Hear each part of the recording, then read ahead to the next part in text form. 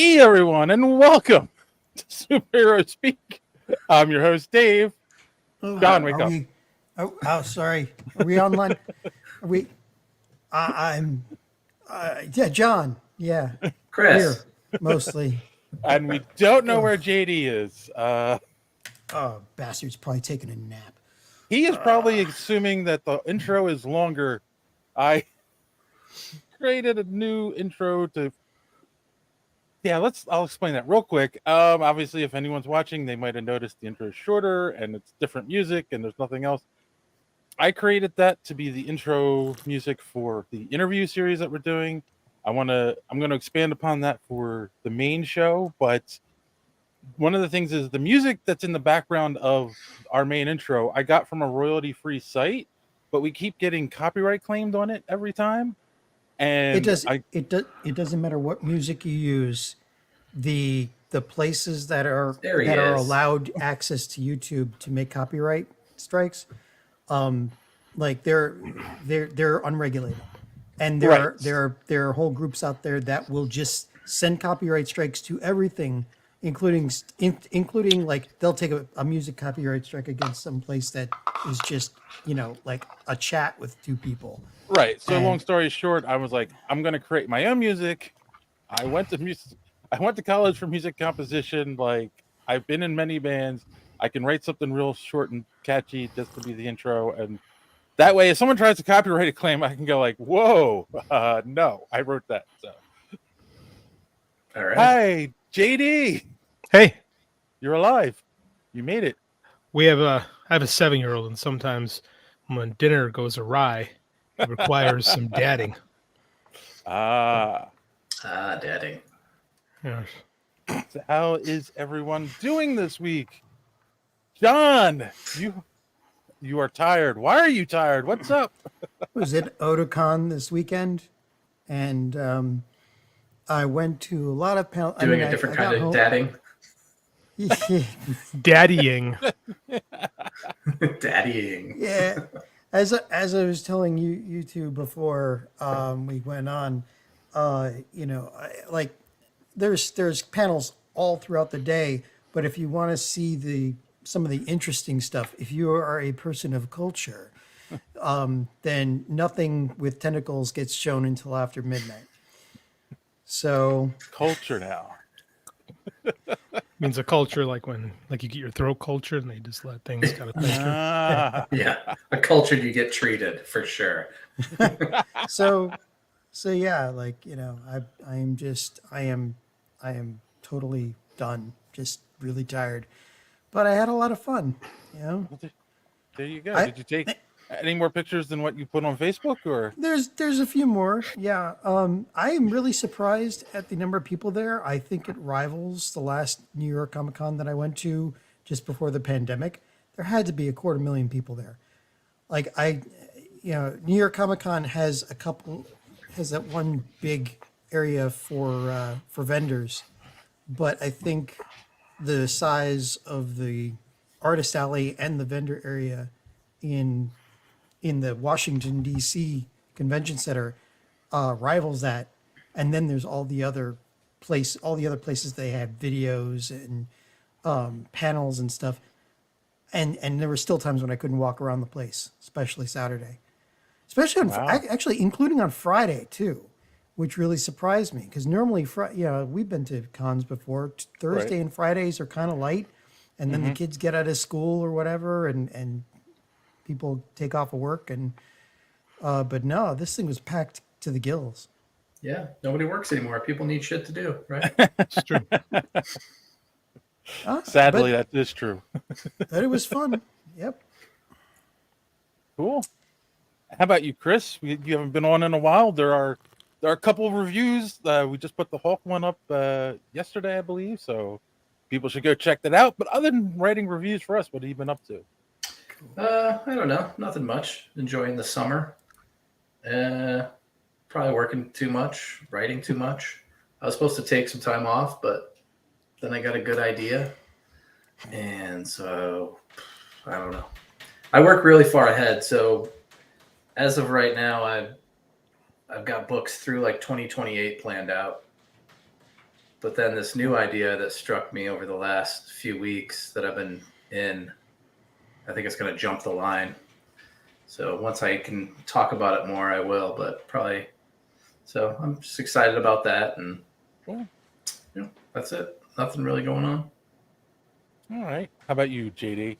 I took a week off. My family was up on the farm, and it was just me and the dog. So I just caught up on some sleep, and I did nothing for a week. All I did was like go on long walks to exercise. You know, it was really nice just to kind of catch up and get my brain back together, and it was good. It was great actually. But now the family's home, and you know, we got to go into school tomorrow. Talk about next year's stuff. So, you know, it's good. Need time off every once in a while. Yeah, it was great. Like after the 2 weeks leading up to it with Fargo and all that, I needed to kind of decompress, and I don't do that enough. So for my own mental health, I think it was good. I was feeling a little tight, so I unwind a little bit. I got this shirt at the Mall of America. It was at a Scottish store, so I got this baton symbol with all these Celtic tribal knots in them, and I got a Superman shirt with the Scottish flag and the S. It freaking rules.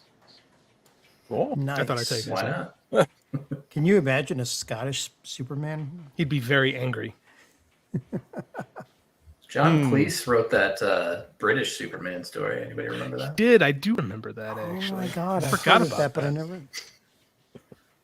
It wasn't too memorable. Yeah, that's why I didn't remember it. Dave, how was your week? Good.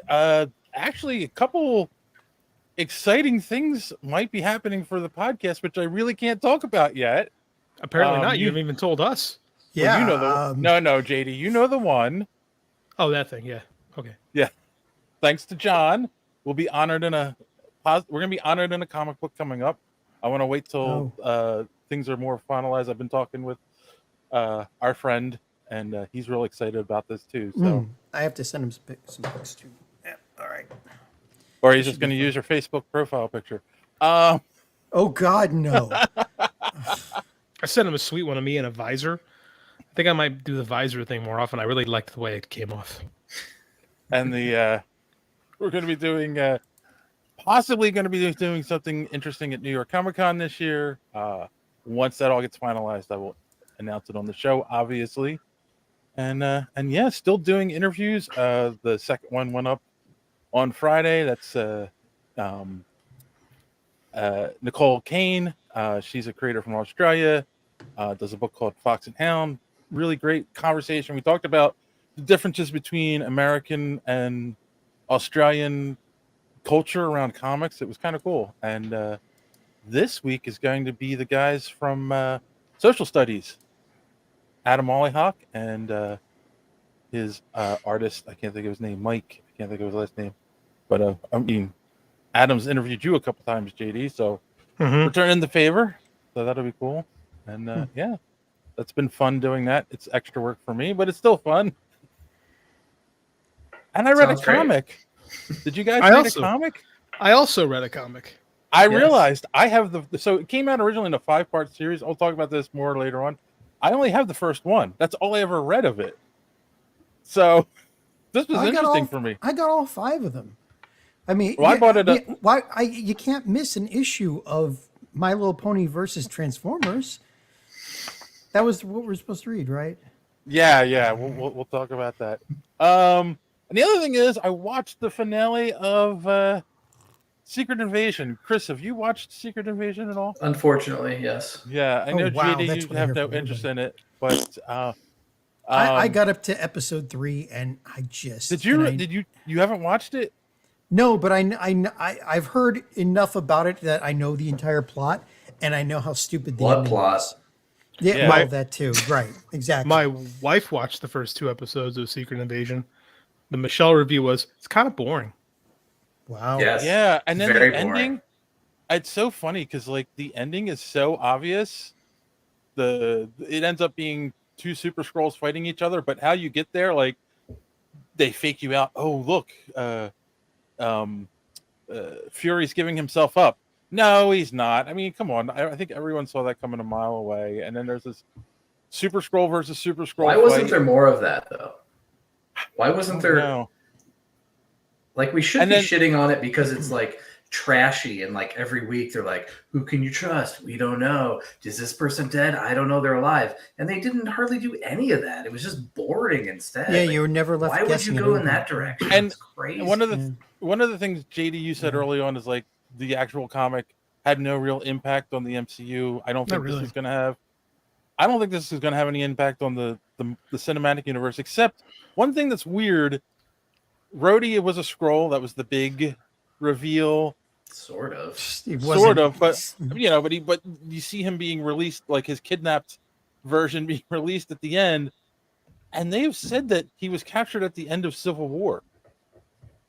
So he's been a scroll all this time. Like, I don't know. So you're telling me this guy was a scroll during the and didn't use the when half the people in the world were gone to like take advantage of things? I call bullshit.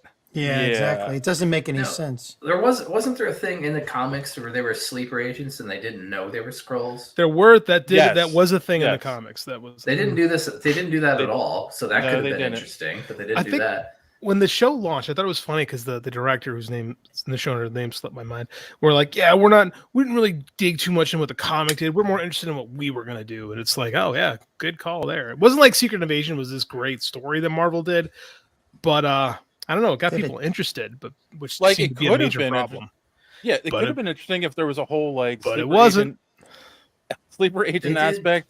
If they could have done who could you trust, like They Fury didn't. trying to figure it out, but they didn't do any of that. Yeah. So there's this part in the last episode where like the president of the United States he doesn't know who to trust, and Fury shoots Skrull, the War Machine, in front of him, and then I'm just spoiling all this because it doesn't matter. No one cares. Yeah.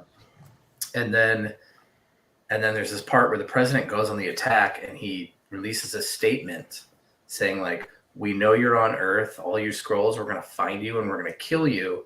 And then there's this montage of this happening and all the bad effects of that. That's the most interesting part of the show. And it's a montage a minute and a half before the show is over. They don't do anything with it at all. They could have- Yes. It's Yeah. so It was like the irritating. whole time. Yeah. So- Yeah. So not the Godfather montage is what you're telling me. No. And But then yeah, you've got wait, one other thing, and this is what I've seen clips of this. The two scrolls fighting at the end were super scrolls, right? They've got all Yes. these powers. So Yes. like They- the one comment I saw was that seeing them use all the different powers and us going, oh, that's Drax, oh, that's this, oh, that's that. It's like, that's not what gets comic book people invested. It's the personalities that go with those powers. And all we're seeing are two scrolls just using the powers And- left and right. They used to get that. Yeah, I know. And the other thing, sorry, Dave, one more thing. I know, sorry. But but the other thing is the trope of we can steal all the heroes' powers now and give them to somebody else is like you have to manage that really, really carefully, Well- because if there isn't a way to destroy that technology and never have it happen again permanently, like through plot, for the rest of whatever the MCU is going to be, everybody's going to be wondering, why don't you find a scroll that you can trust and give them like everybody's powers? Like, was it Well, that guy had wait. Captain Marvel's powers for crying That's out what you. loud? That's No what one you're saying. cares. That's just the thing you dumb. don't get. The show ends. There's a scroll alive that has all of the Avengers that have superpowers powers. Right. What do you do with that? Like, it's pointless. Like, Nothing. there That's is the your answer. unbeatable character. Like, Send it's her off stupid. world Right. so you don't have to worry about it anymore. yeah. Which I'm sure is what's going to happen. Well, they've never done that before. Yeah. I feel like, so comic book writers talk about there's this problem. You write your first issue of your series or your mini series or whatever, and then you write your second issue and you realize your first issue kind of just gets you to the series. So that becomes kind of your background, and your second issue is really your first issue. Does that make any sense? I know that's Mhm. Yeah, Yeah, no, it makes yeah. sense. Yeah. And a lot of these shows, I feel like, have suffered from that. Like, even back into the Netflix days, like, why did it take 13 episodes to get Daredevil in his costume? Why do all these things take so long? Just Yeah. Yeah, the think setup very shouldn't take that frustrating. long. Yeah. I think they're so interested in baiting a hook and not and having to like delay the payoff that they Yes. forget that you have to be kind of interesting in between to keep things moving. And there doesn't. It's almost like they take the audience for granted that they think they're going to be along just because of the name value alone, and so they give you too much credit as an audience, Yeah. like or not enough credit, depending on how you want to look at it. Well, they do both at the same time Yeah. somehow because they're good at that. They really are. I mean, like they expect little and a lot at the same time. But that's why you get a show like this that has the lowest scores and the lowest viewership of anything Yeah. that we've done Marvel wise since Disney picked them up. And now you have the age-old problem that all anime usually deals with, the power scaling issue. Like you said, you've got a scroll hanging around there with like all the powers now. Like, how do you deal with that? Like, Who cares? That's all details. Yeah, I'm with well, Chris on this. It doesn't I matter. know, but if it was being run right, they would not have allowed that detail. I disagree with that because we're talking about the Marvel universe. We apply it to comics. Galactus exists, right? Galactus. Yeah. eats True, planets. but he's out there eating plants. It's fine. It takes him time to get there. You have a scroll But on he's- Earth right then- now with but he- Captain Marvel's powers. Yeah, but I mean, like If this it- is if it was comics. interesting, no one would care. Yeah, that's the problem. That's what, and that is the true enemy of all this is apathy, and that's what this Yeah. whole series has been met with. Is that nobody gives a fuck. Yeah. And then they Right. should probably look at the box office returns and realize there are very successful movies this summer, and it has nothing to do with anything they care about or trying to do. It doesn't Yeah. matter because you're like, take the Barbie movie. Everybody, Best movie of for the the year, most- by the way. Okay, so yeah, Loved so it. like everybody I've talked to that has seen it loves it, and instead of taking the lesson, Hasbro taking the lesson of, hey, taking the lesson of, Mattel. hey, we need to, Mattel, whatever. Yeah, they're and- just going to and- make a bunch of fucking toy movies. Yeah. I know. Right, They right. completely Instead of missed taking the the lesson of where people are looking for new stuff, new properties, because new they're ideas. suits, 'cause They're they're going idiots. to make a game universe. Yeah. They're gonna do. What was it like? Saturday Night Live did a skit on now we're going to do Chutes and Ladders because they did Battleship before, right? And now Yeah. we're literally going to get like a Chutes and Ladders movie. It's like, what the hell? Literally What like a even My Pet is this Rock, timeline? But people are not going to see this stuff.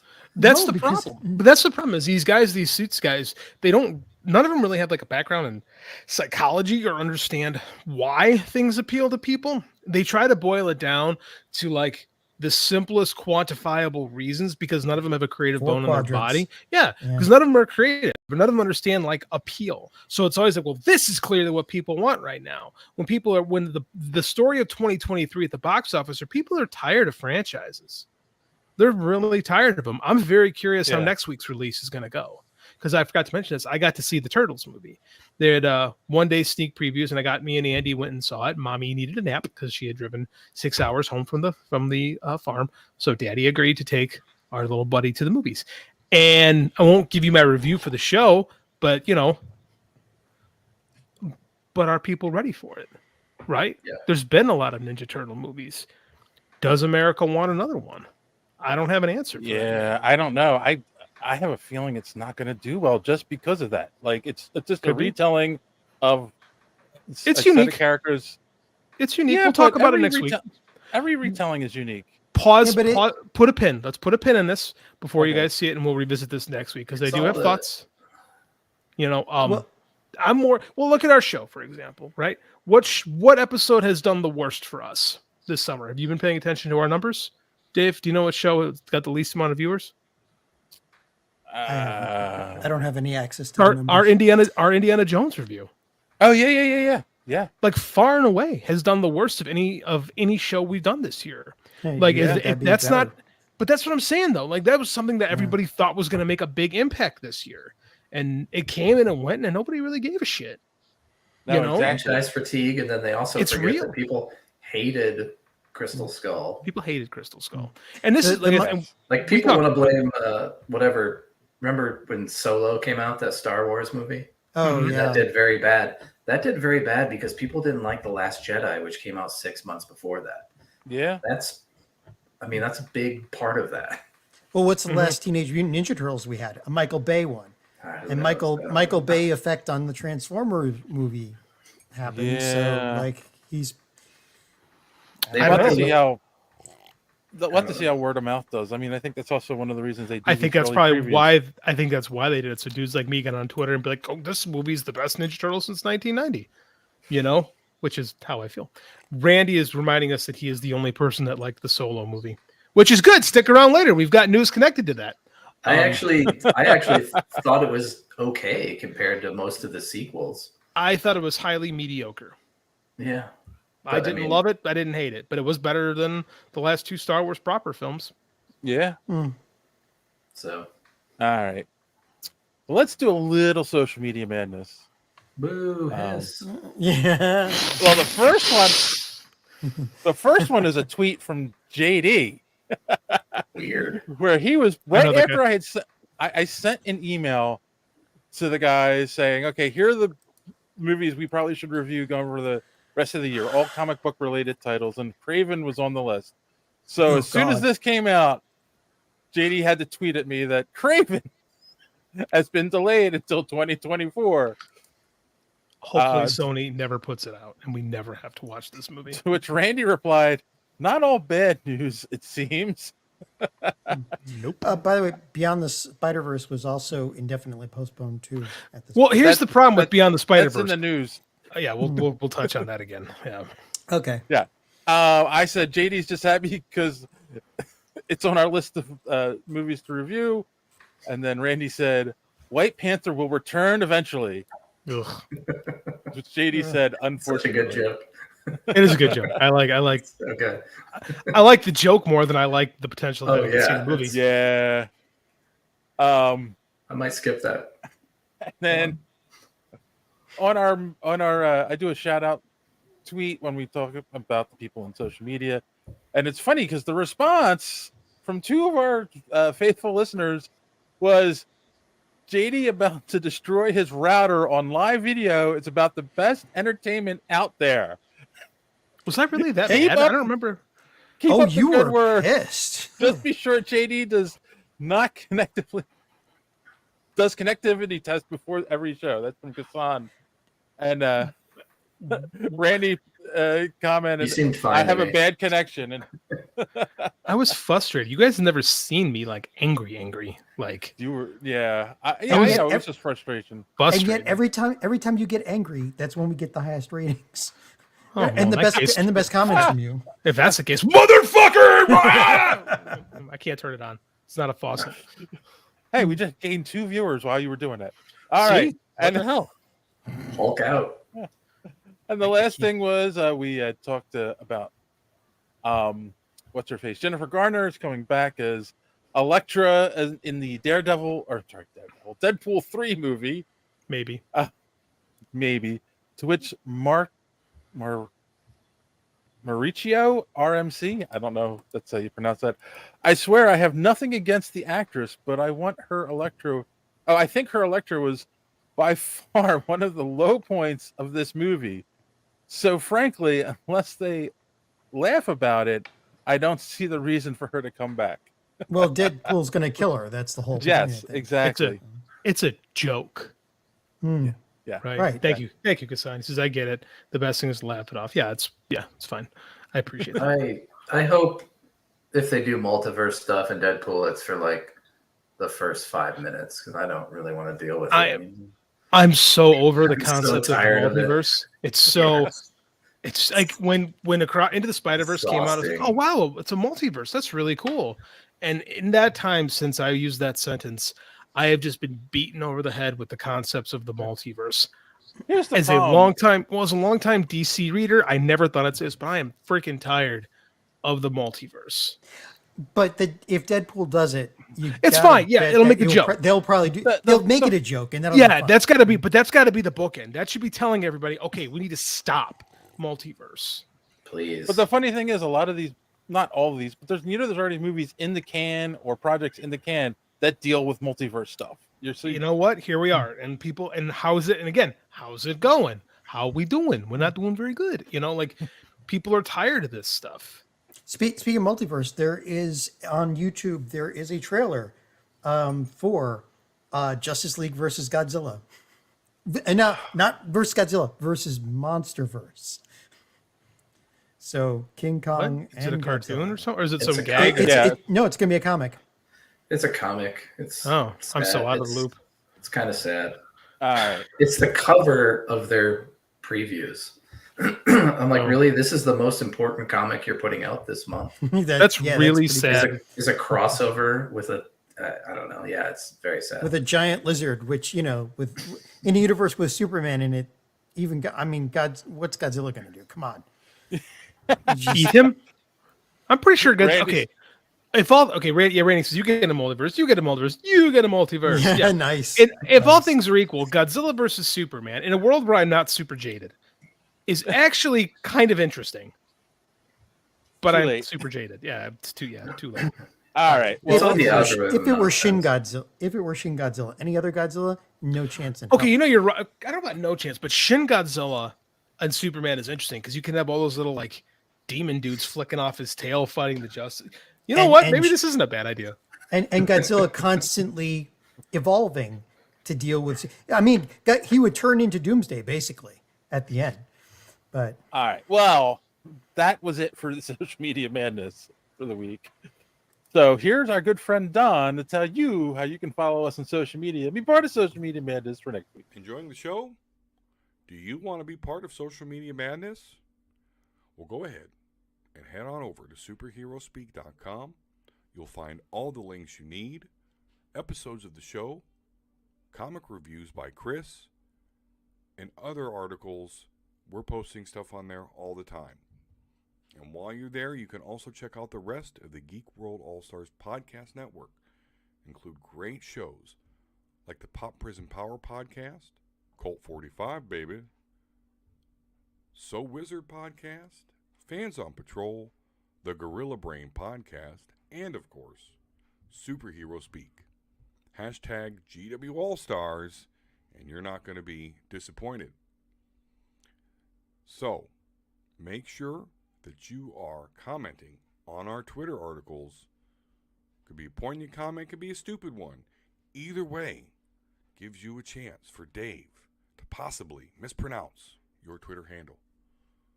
All right, well, I've rambled on enough. Let's head back to Dave and the gents on Superhero Speak. nicely done. And Randy says Godzilla wins because he calls for Mothra. And then absorbs him or something. That was Rodan. He needs the twins to call for Mothra. True. And that, this story, the more I think about it, it actually kind of writes itself. It's Oh my not that God. bad, depending on the execution. Like I see the potential in it, and I'm But Marvel More already did it. Yeah, and Marvel did it years ago.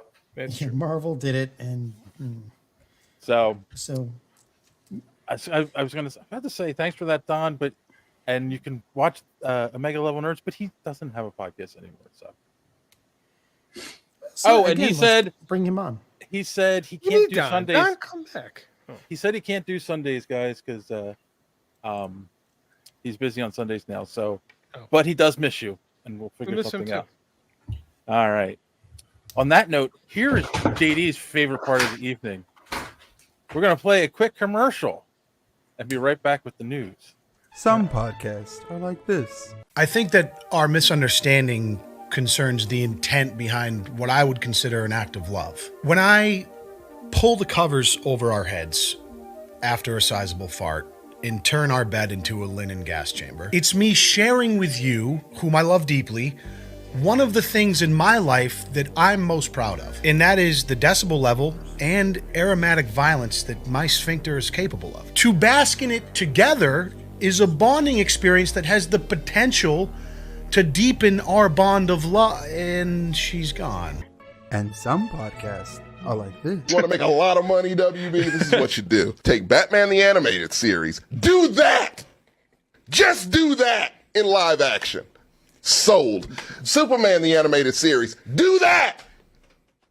Sold. Billion right there. Mr. Freeze with the dome. With the dome. With the dome. With the dome. Give me a guy with a puppet who's scary as Give me a racial ambiguous Lex Luthor. I Right. don't know what he is. No one knows. Hey, No one knows what he We is. don't know what he is. Got a black voice. He's white, but got big lips. I don't know what he is. But do that. Do that. Take the storylines from it if you want to, and we would love it. That seems simple enough to me. Does that seem simple enough to y'all? Yeah. Would you be okay with that? Give me a guy Easy. who's made of clay. Easy. He's made of clay. Made of clay. No, not he got disfigured in an accident. No. He's made of clay. Clay. His name's Clayface. Clayface. But only one podcast is where you can get in-depth analysis like this. How do you get in a suit so tight you can't hear yourself, my nigga? She was yelling her lines at first, and like Tim was like, shh, shh, shh. Break it down. Break it down. Just. I am Catwoman. Hear me. Yo. Mystical. I can't skip even deadlier. I feel so yummy in this. So much more yummier. Just fucking. Michelle. Whoa. Break it down. Break it down. Andrew's in the corner like, yeah, Liz. Fuck yeah. That's what I'm talking about. That's metal as fuck. Metal as fucking screaming latex bitch. You are now listening to Cult 45. This is Beat 'em Down. And I'm Random Randy Savage. Find us on all your podcatching apps like Podbean or Spotify, and follow us on Twitter, Instagram, and Facebook, or just go to www.cult45podcast.com. Also, check out our YouTube for that sweet, sweet video content. Cult 45, the only podcast that puts hair on your chest. I'm sorry. The first people in that clip, I just that guy. Where did they find these people? How do these people have podcasts? Randy's right here. That was a couple. That was an actual couple where the dude was like trying to sound funny and smart, just giving his wife a Dutch oven. My wife would divorce me if we shared a podcast, and I shared if I did that. Two, if I shared that with people. I don't know. I'm stunned that I watched it. Now, the second podcast, usually we make fun of these things, but Randy, those dudes had a point. They're right. Yeah, they kind of did. I'm mad that wasn't my argument. Batman Mask of the Phantasm from Batman the Animated Series, still one of the best Batman movies ever made. Also, that clip of spaghetti. Congratulations. That makes me very happy. I can't believe I still can't find a sane person to date, and that guy's married. I just, just gotta laugh at that. Ugh. All right, so let's. Shut up, Dave. just the, It's sad these visual jokes don't work in the audio podcast. That's why you can stream the show every week on YouTube. All you have to do is click that subscribe button, and you should get a notification when we're launched. But this one, yes, and you click that little bell for the notifications. Just give it a little. Watch us every week. Bell. We go live. Just give it a little. Yeah. Hit that like button too, and comments if you're watching this afterwards. So our first article, as we alluded to earlier, is so Craven has been moved to 2024, and and Spider-Verse has been suspended indefinitely, but Venom 3 gets a release date. Oh my God! Why? The only one I'm interested in is the one without a date. I mean, come on. July 2024 for Venom 3. So, the ones we don't want are still coming out. They might be delayed.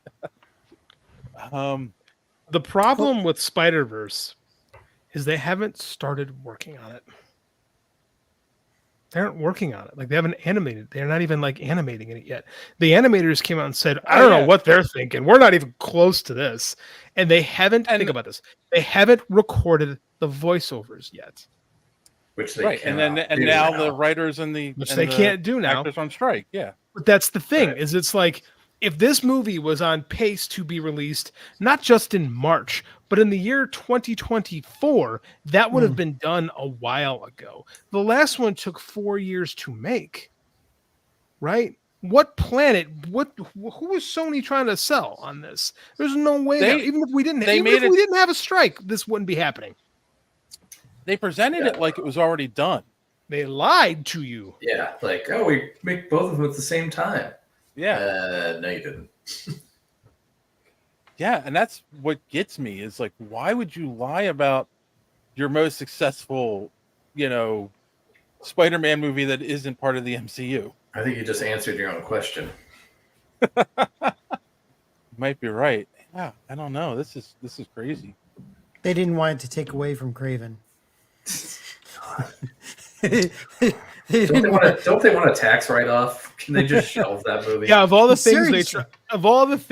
that that should It's get the new thing. Just do Well, that. I will say this: the first two Venom movies did okay, though. Like, we might hate them because there's Venom movies without Spider-Man, but people. I finally watched the first Venom movie. I'd never seen it. Yeah, Now it's on Disney now, so I was like, I'm gonna watch it. Dog shit. It's really not good. Not Kasansazura's source, and that the source is the animators. There's a bunch of them that were talking about this. They said we haven't done this yet. Like the plan was not to split it in two. The plan was always to make two and make them back to back, a la Back to the Future 2 and 3. But they wound up having the plan was to make them both, but they wound up cutting so close to not being able to finish the first one that all resources went into finishing the first one. Right, because that's what we were talking about that with a couple of weeks ago, where the animators were like dying trying to get it finished. They were asking them to work these incredible hours. Yeah. So. They're lucky that the animators haven't gone on strike too. They really should. Year. I thought they had at least had the dialogue recorded for it. That's apparently not. It's me. No, that's possible. No, it is possible, but no one's come out and said one way or the other if the dialogue has been recorded. It is possible dialogue has been recorded, but Sony said we don't have the dialogue recorded and we can't record it now because of the strike. So that to me sounds like pawning off responsibility, because that should have been done like 2 years ago. In animation, everything comes off the dialogue being done first, right? Right. Traditionally. So someone's full of shit. What is JD or what's Kassan saying here? Is Miles Morales produced in America or Japan? Different anime. I mean, like most special effects places, different houses will pick up different things. So I would assume a lot of it's done in Asia, the animation, because that's just typically what happens with a lot of these things. But they're all American actors, so that's right. So if they haven't recorded the voices here, then and if they haven't recorded the voices, then we're a long ways away from that happening. There's nothing to animate. Then we have a convenient excuse. Yeah, for why the movie isn't finished. I think. Talk me out of dropping the ball on the one thing that's guaranteed to make the money. But you had to finish the one thing that made the money though first. Like you can't. It's like Superman, the first Superman movie, right? They were making Superman 1 and Superman 2 at the same time, which was a Salkind thing. That's what they did. They also did that with the Three Musketeers. So then they were running out of the money and realized, boy, if we don't have this one finished, we can't get to that one. So everything's got to go into this one before we can get to that one, which is why we got the ending that we got in Superman 1. Which is why Clark Kent's hair looks weird in the second one in certain scenes. Different people making a different movie. Yeah. That's an experience unto itself. Superman 2. Yes, it is. Yeah. So it's not all bad news. The latest reports that have come out. The latest reports that have come out. We had said a little while ago there were rumors that Adam Driver was going to be in the Fantastic Four movie. They didn't say who he was playing. Everyone's saying, "Oh, he's going to be Reed Richards." Some people said he was going to be Dr. Doom, but apparently they're saying like that's not true. He was offered the role fairly early in the development and he turned it down. So he is not going to be in the Fantastic Four apparently. Good for him. How do we feel about this? Disappointed, but I mean, like, I kind of get it because he kind of made his bones in one of the biggest franchises in history, and why reattach yourself to something like that when you get to do kind of what you want at this point? Especially when he's so good in like those indie films that he does. You know? Well, he just did 65 million, and I don't think anybody or 65, and nobody really cared about that either. So when I thought it looked cool, I haven't seen it yet, but it looked cool. I don't know. So I just might not. One, the script might not have been great. Two, he just might not have cared. Right? He might not have any connection to the Fantastic Four, Doom, or Reed Richards. You know, a lot of times people get these offers and they don't give a crap about superhero stuff. I could see if they were like Doom. He's like, I don't want to be in a mask again for a whole movie. Yeah, I can see that. I saw an interview with Orlando Bloom years ago where he said being in 2 blockbuster franchises was actually exhausting. I could see that. And it put weird expectations on him as an actor, and that's like why he's tried to avoid stuff like that since. So I know you're supposed to be a serial killer in this, but could you play it more like Yola? It's like, wait, Kassan had something before the one that you're. Well, he's asking, are either any of us watching My Adventures with Superman? I have not watched it yet. I saw the first one. I really liked it, and I haven't seen any of them since. I have seen all of them. It's nice to finally see a version of Lois Lane that isn't so stupid that the guy she works with has her totally fooled with a pair of glasses. So to be fair, and it's in the comics. But I mean, like, shit's never been her. Like, Margot Kidder figured it out. That was Superman 2. She's looking at the picture of Superman and draws glasses on him. She figures that the whole Superman 2 is basically Superman going, how am I going to trick Lois? I can't. I'll just bang her instead. Well, now I got to make her forget again. You know, like, so that's kiss her instead. Yeah, right. Stupid. Yeah, it's weird, isn't it? That's really a weird movie. Yeah, but then, like, she figured it out too, and like the Terry Hatcher version, like, Lois always figures it out. I don't know, but I'm also kind of tired of the. I mean, yes, I get Lois could figure it out because if she's close enough to him, she should be able to figure it out. But at the same time, this whole argument of, he just puts glasses on, like, I really feel like there's like Kryptonian magic behind it. Otherwise, it makes no sense. You know what I'm saying? Like, you can't just put glasses. Here's the argument. Magic messes with Superman's powers, so that's he's right. A good idea. You know what I mean. Second, okay, here's the thing. Does Superman wear a mask? No. So if you see a guy on TV and he tells you his name is Dave Smith, what are you going to think his name is? Dave Smith. Right. Superman shows up on TV. He shows them movies. People say, this is Superman. They say, oh, it's Superman. At no point is anybody worrying about who Superman's secret identity is because he is not presented as a character who has a secret identity. So why nobody is running around trying to figure out who Chris Pine really is? He's Chris Pine. That's the conceit of that's why it works books, basically. Yeah. That's but it's because like Batman, okay, that dude wears a mask. Who is Batman? Who is the guy behind the mask? Superman doesn't wear a mask. So nobody will be concerned about that. The slick back hair, that's the key to Superman's identity. Well, Superman got the curl.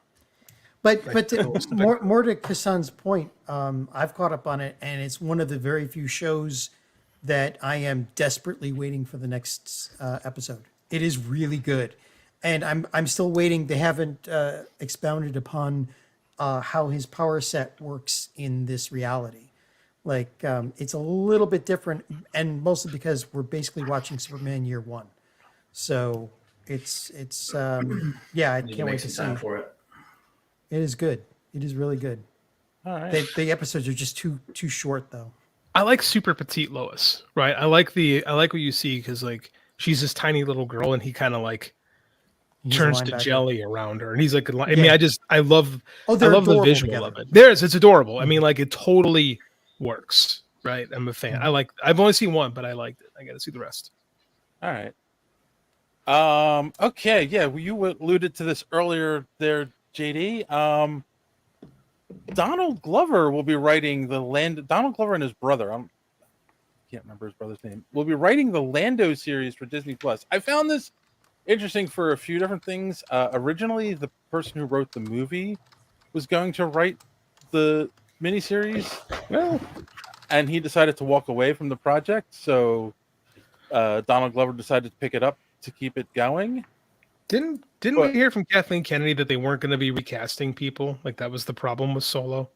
It wasn't the problem with Solo, but wasn't that what she said?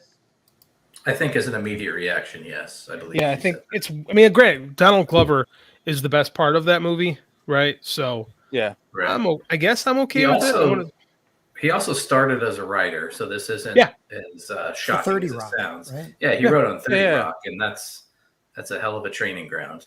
Right, he's super talented. Super talented dude. No qualms about this whatsoever. No I'm more interested. His writing. No, I'm more interested in how this got off the ground because, like, pretty much anything tangentially connected to Solo, Disney was like, "What movie?" You know? Yeah, Like- that's what I'm getting at. Not only that, who's the current president of Disney? Iger. Is it Iger? I thought it was the old one. Okay, Iger said, Bob Iger. "Oh, you know what? We've oversaturated the market with Star Wars and Marvel stuff. We're sorry. We're going to stop doing that." And this kind of feels like it could possibly be another oversaturation thing. So I don't know. Like, I don't know if this is going to get made. That's my thing. I mean, they've been talking about that series for a while, right? Am I Yeah. crazy? They've been Also, talking about it since if you the have movie. Donald Glover, you probably want him to put something out. Yeah, right. If You gotta he do wants it. to work with you, you're probably going to greenlight it. Well, it's funny, as a member of both SAG and the WGA, this is more like a theory. Yeah, I'm going to do I mean, this yeah.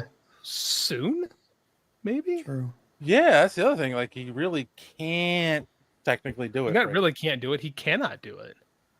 Right? He's in both guilds. Right, but I mean, he can go home at night and write and not, not submit. No, it to Dave. anyone. Exactly. How He dare can't you? do it. Yeah, no, that's No, verboten. stop. Don't. Nobody. No, you're not supposed to talk about that, Dave. Stop. You about You'll to get get hurt. steamrolled? Kassan says oversaturation is code for bad content. Donald Glover gives the show prestige and higher reputation. No, I agree with that. I'm just surprised they went with it. I'm surprised they went with it because, like, they tend, when things don't work, they tend to go. But then again, they are making another Rey movie, so here we are. That's what we've been told. We'll see That's what happens. like bananas to me. BANANAS. Yes. Bananas. Oh, hey. On my That wasn't even a planned bit. Yeah. I'm cautiously optimistic. We'll leave it at that. Maybe. Yeah, I mean, the thing is, it's again with the strike going on, and it isn't being written yet. Like, this is a long way off too. The A lot Obi-Wan can happen. Kenobi series had some problems, but it was 4 pretty tight episodes, and if you do it like that, I'm fine with it. I think less is more. I think that Disney has to understand that these 6, 7, 8 it's too big of a commitment. Just like do 3, 4, right? Yeah. I mean, I'm kind of curious how what's her face, Ahsoka, is going to do. Like Ahsoka. Yeah. Ahsoka. Sorry, I don't know why I do that with her name. Don't anger that fan base, man. Anyway, I'm curious, right? Because Rosario Dawson, a lot of people like her. A lot of people love this character. So We've interviewed her. I mean, yeah, we at a round table a while back. yes. So I'm just curious what people are gonna think, or is it gonna be like, I'm so over Star Wars? I think there's more Marvel fatigue than Star Wars fatigue. Yeah. And if Ahsoka does well, as long as it's not like the last season of Mandalorian. Yeah, what is with all these showrunners stumbling all of a sudden? I don't think It's Mandalorian hard. third It's season. hard to make stuff. It is hard to make stuff. It takes as much effort to make something shitty as it does to make something good. Like it's. And I know, but it's a lot just- of the it's people just- working on it have no idea. Like I don't know. Is this going to be any good? Nobody knows. Nobody knows when they're writing or creating something if it's going to be good or bad, right? You just do it, and then at the end, you're kind of like, oh, like I never wrote or made a movie and thought, man, I'm going to make a piece of shit here. Like after you're done, you just kind of go, oh, that wasn't what I was hoping Well, for. unless you're the Or producers. sometimes it's great, and then people just aren't even ready for it, or they're not interested. That's true. or That happens a lot. whatever. So it's just, I mean, there's. Yeah, but we it's just that we've had so many bright starts with the Star Wars stuff with Mandalorian and all the Marvel stuff, and now like everything that we like. You is didn't even just watch stunning. Andor, and that's been the best one so far.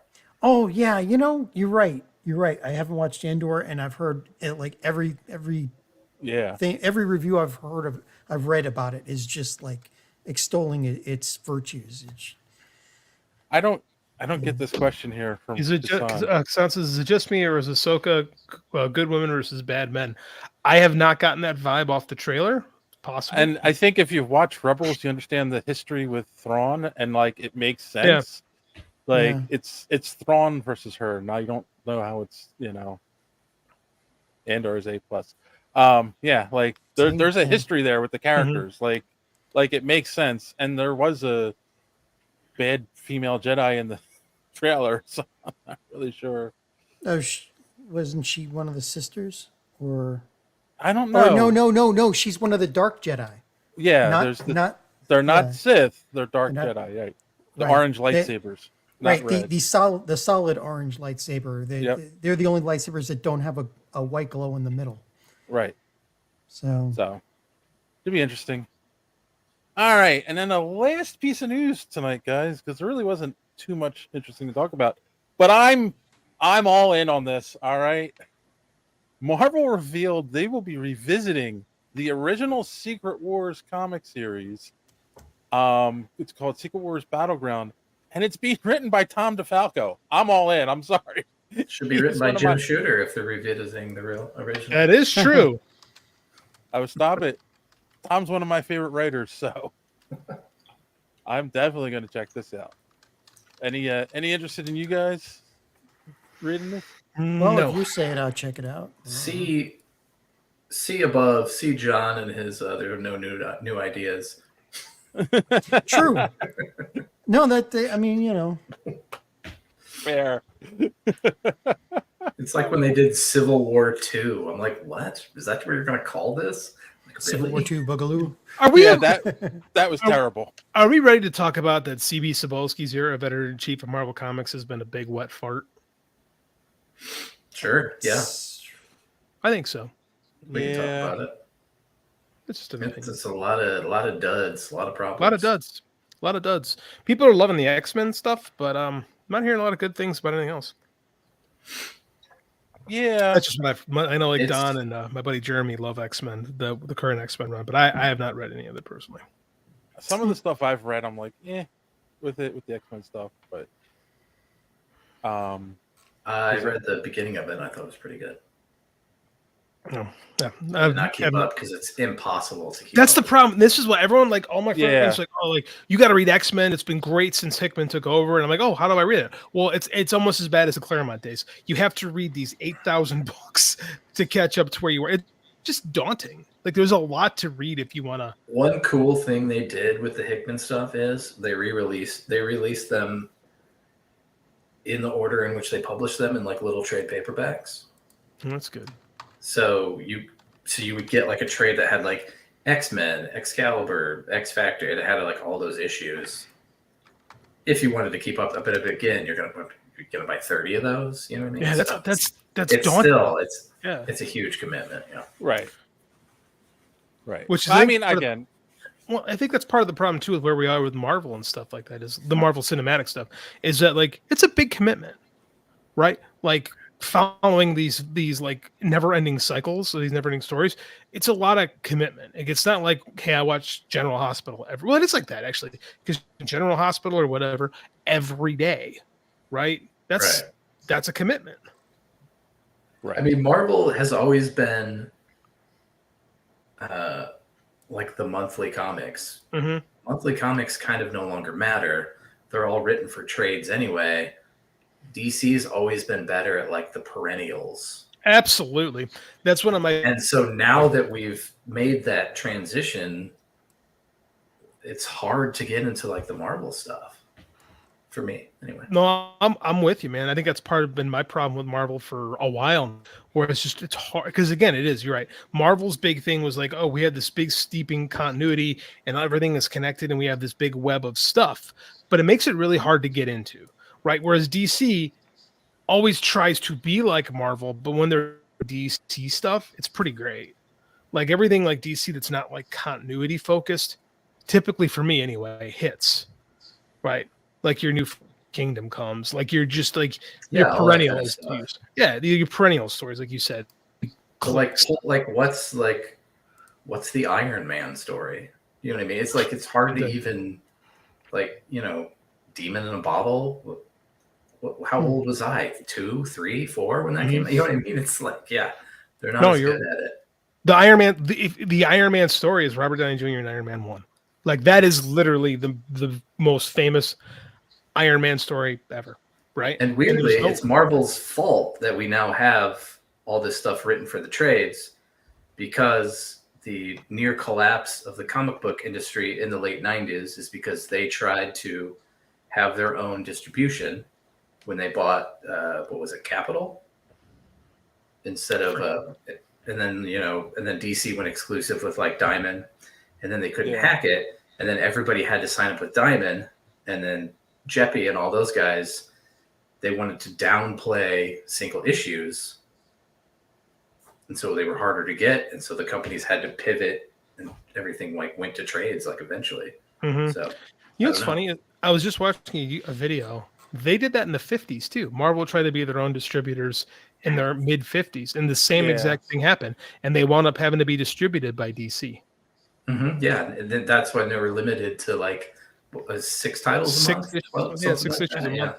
So that's like that's a lot of that early Captain America. There was like they were ganged up. Like Captain America and Iron Man were together. Tales of Suspense was Cap and Iron Man. Tales of Suspense, and then they flip them around. Yeah. Mm-hmm. So yeah, Marvel. A lot of Joey's trying to say Armor Wars in the 80s. I mean, sure, in 1985, yeah, okay, but I mean, like, we're not exactly talking. We can't exactly put that on the scale of like the Dark Knight Begins or the Dark Knight Returns or something like that. Like, and you didn't even like that much. No, but it's I can admit when something is a classic without having to like it. Or even Batman Year One, which came out in 4 issues in the regular Batman series. Yep. And then it's just been in print ever since. I don't know. It's just different philosophies. Totally. Which is like when DC tries to do Marvel stuff, they typically fail. Like the New 52 really was them trying to emulate the Marvel model. Didn't work. Yes. And that's immediately after. I mean, that's pretty much after Levitz left, and Paul Levitz was like a great. He had a lot of power, and he used it very wisely. Like he's the reason. Like Diamond didn't want to carry any like small independent publishers, and he said, if you want to carry DC books, you're going to have to. He's like, for the good of the industry. So he made moves like that. Paul Levitz. Go ahead. Sorry, Chris. No, yeah, go ahead. No, Paul Levitz is one of the most unheralded comic minds of the 21st century as far as the business of comics. Like he basically helped shepherd the business as it evolved from its like darkest points, right? Like DC, Marvel almost went broke. DC didn't almost go broke. You know what I'm saying? Yeah, like, they were bankrupt. They were being bought and sold left and right, and he was there through all of it, and he was making all the right moves back then. Like he basically shepherded the industry. And doesn't get credit for it. People like, his Levitz was old and blah, blah, blah. Like, when he left DC, it's kind of went to the poop and has never quite been. Because the best DC, think about it, the best run of DC stuff is probably late 90s to like mid 2000s, right? That's when they were really kind of firing on all cylinders. And that's right when he kind of stepped They had down. all the Vertigo stuff at the same time, too. I mean, it's because he let people do their thing. Right? Like Grant Morrison, you had this bizarre take. Oh, yeah, sure, go with it. Karen Berger, you're going to hire all these weirdos. Yeah, let it roll. Do it. Like, it was excellent at that. He does not get enough credit. Nope, I agree 100% with you, Chris. Hey, John, you've been super quiet the last 20 minutes. I'm just soaking in the history. You guys know all I wanted to say quite a bit about it. So I was happy that Tom was writing a story I was interested in. Oh yeah, that's what we were talking about. Oh yeah, that's right. That's good. Are they going to keep true to the spirit of Secret Wars and try to sell us toys? I hope so. I hope so. I hope he brings Darkhawk into it. I loved Darkhawk. It's one of those. I think he wrote that, right? Yeah, we're about the same age. So yeah, like that was. I love those like early '90s DeFalco heroes. He tried to like shoehorn in that people just didn't quite take, like him and Sleepwalker. Yeah, he's like, "This is your Spider-Man." I'm like, "Sure." I've got both of those in long boxes downstairs. Yeah, I like Darkhawk. I've got those, both of those. Sleepwalker, and I remember them. Because that's about the time I was. Yeah, that's about the time I was collecting too. And I do miss Vertigo, and when they did let everybody do what they wanted to, because that's when you got the best stuff. I mean, it's funny. That's all I have downstairs is that kind of thing, Well, they keep putting them out, and now they're like Black Label or DC, or they have all these like weird imprints. Yeah, it's not the same. Why did you retire it? Like, it wasn't a problem. having been, because that's like when I was talking to them is when it was the dying days of Vertigo, and like they couldn't figure out what they wanted Vertigo to be anymore, you know, because a lot of the stuff that would have been Vertigo just became Image, right? So it just wasn't. It didn't have that appeal to the big name creators anymore. It's a shame because Vertigo is Vertigo. You're gonna own all your all the rights stay with you. Yep. So why would you? Exactly. You can own your own stuff and do Vertigo, or you can let Warner DC have a big slice of your thing. You know, we never got a Scalped TV show because of that, and I'm disappointed. That's right. I love that book.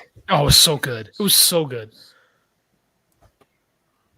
All right. You guys ever read Scalped? No. Nope. Ooh. Jason Aaron. Oh dear. That's a Vertigo Jason book? Aaron. Yeah. Went for like 60 issues. It was amazing.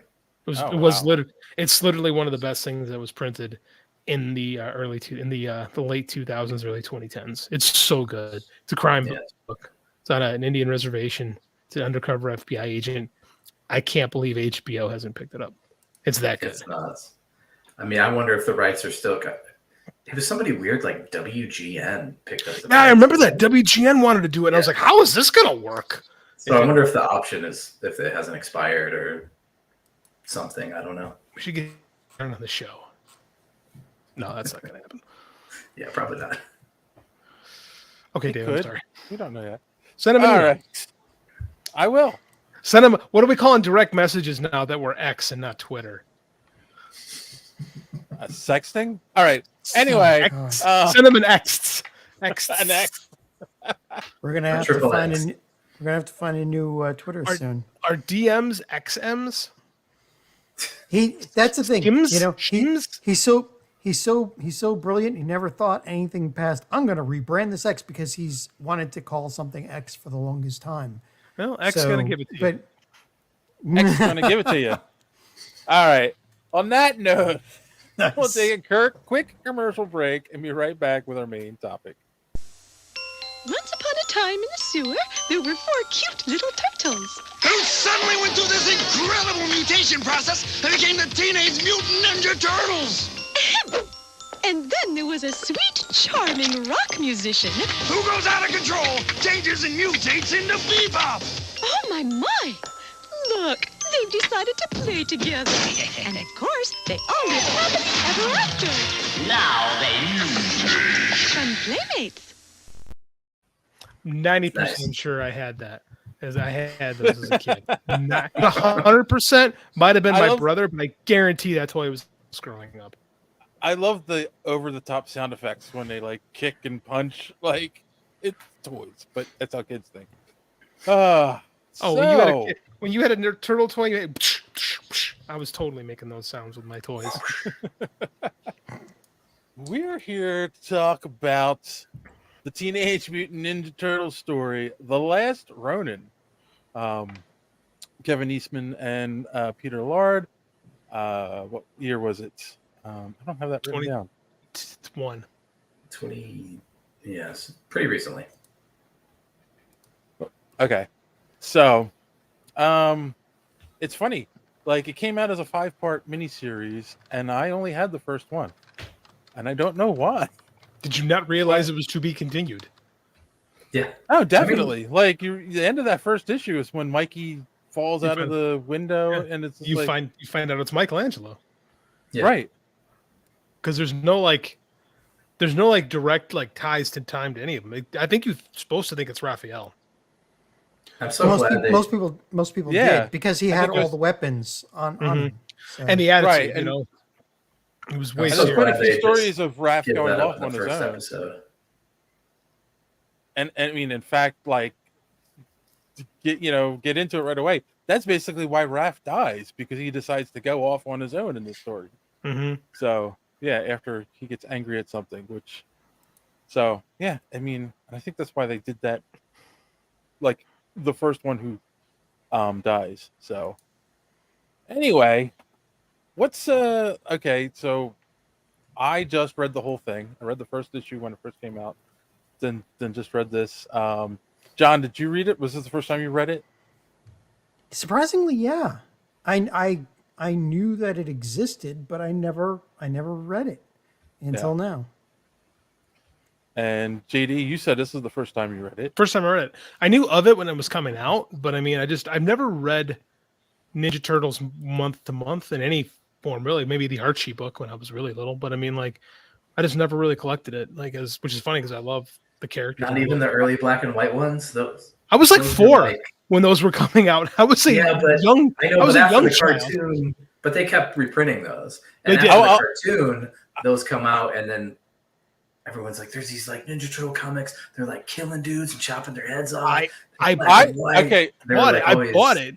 I bought it, but I didn't go to the comic book store all the time as a kid. Like, I was getting my stuff off the rack, and like, if it wasn't on the rack, I didn't buy it usually. That makes sense. I was like, those animated ones had big distribution. Huge. Like, You can find the Archie ones everywhere. Sorry, Dave. I was like 12 years old at a convenience store playing the Teenage Mutant Ninja Turtles video game with my cousin. And we're talking about the Turtles. I'm like, oh, I love them, blah, blah. And he's like, wait, did you ever read the comic? I'm like, comic? I didn't know. I saw the cartoon and knew the toys. He's like, yeah. And he had some of the original issues. Was I your cousin? And he showed them to me, and I'm like, this is dark. Like, this is so different from like the improbable run they make from that comic to the cartoon that comes out. I don't think is possible today. No. Right? Like, because there's like, yeah. If comics are IP, if the comics are IP farms, I can't see a toy company picking this and going, you know what, little kids would love this. That comic was like, when that came out in 1984, though, it was huge, and it directly led to the black and white explosion of the late 80s, which got us all kinds of independent like books and all kinds of stuff like that. Which is why they made their bones before even like the cartoon money. Yeah, they made tons and tons of money, and I think real quick, I think my theory is they were like almost aspirational comics. Like, when you looked at those, it looked close to what I was drawing. Like, oh, I could draw this. As opposed to, you look at any Marvel or DC, or even if you had your hands on other independent stuff like American Flag or anything that would have been out at that time, you'd be like, I can't do this. This looks so good. But the Turtles, you're like, I can do this. This looks like something I could do. And I think that's a great call. That's a really good call, actually. That it does explain, because it does have this DIY vibe to it, especially that first issue, because like it's dudes just Xerox and pages. Yeah. I mean, like, and it's kind of like a Daredevil pastiche on purpose. They're kind of definitely. But the whole thing works to the point where I don't think it's crazy to say the Turtles are more than Daredevil, even with all the Marvel stuff now. Like, Turtles are a far more important property in the American cultural lexicon than Daredevil. Yes, my favorite comic book property probably ever is Hellboy. I have, like, last count, over 150 different books on my Hellboy shelf. But the single most important, like, independent comic is Teenage Mutant Ninja Turtles. There's no other contenders for all the things that it did. And the way that those creators also used the money they got from that to do other things for the industry as well.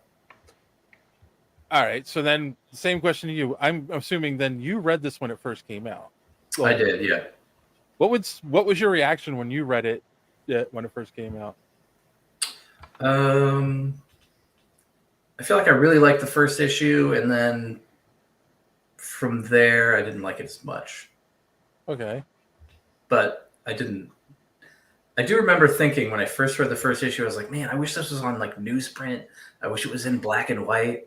I wish it was on that duotone board. And then we get sections of that in the next issue. So I'm like, okay, you're starting to bring me around a little bit. But it's got like the IDW house style to it, if you know. Yeah, it does. Yeah, I get you. And if you can get past that, I don't know. It's a lot of fun. What did you think, JD, since you were excited to run out and get the book last week? This is Kevin Eastman and Peter Laird's Dark Dark Tortoise Returns. You know, like it's very, very clearly inspired by The Dark Knight Returns, right? Yeah. Not a bad thing, by the way. I prefer the writing. I'm not a huge fan of The Dark Knight Returns. I've said that before. I like the story. I didn't like it as much as I was expecting I would. Right? It didn't quite stick the landing for me, but it's pretty good. It's a pretty good book.